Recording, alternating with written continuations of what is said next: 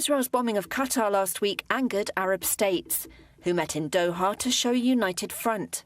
The strike, an attempt to kill the political leaders of the Palestinian Hamas group, opened another chapter in a history of fractious regional ties since Israel's creation in 1948. Here's how that tense relationship has played out for some major Arab countries. Israel's Qatar strike shone a spotlight on the Abraham Accords, signed during US President Donald Trump's first term. These normalized diplomatic relations between Israel and Arab signatories. Bahrain and the United Arab Emirates signed first in 2020, a deal brokered by Trump's son-in-law, Jared Kushner.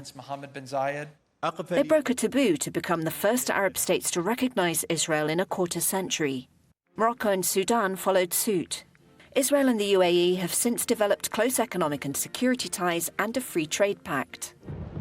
But they've been strained over Israel's war in Gaza, which was started after Hamas launched a deadly attack across the border in 2023. Israel has since been widely accused of committing genocide against the Palestinians and has accelerated settlement building. Public opinion in the Arab world has grown angrier.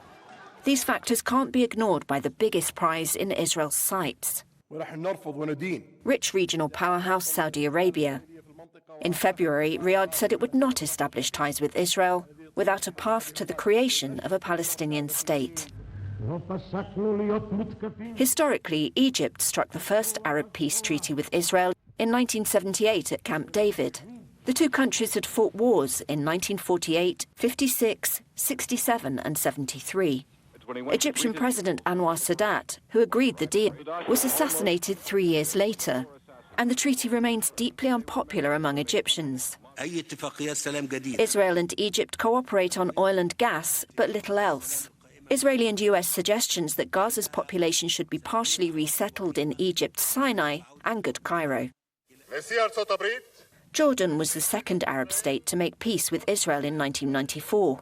By some estimates, more than half the country's population is Palestinian, many descended from refugees. Jordan controlled the West Bank and East Jerusalem from 1948 until Israel captured and occupied the Palestinian territories in the 1967 war. For Jordan and Egypt, the peace deals are central to security, foreign policy and their ties with the United States. However, anger over Israel's treatment of Palestinians is widespread.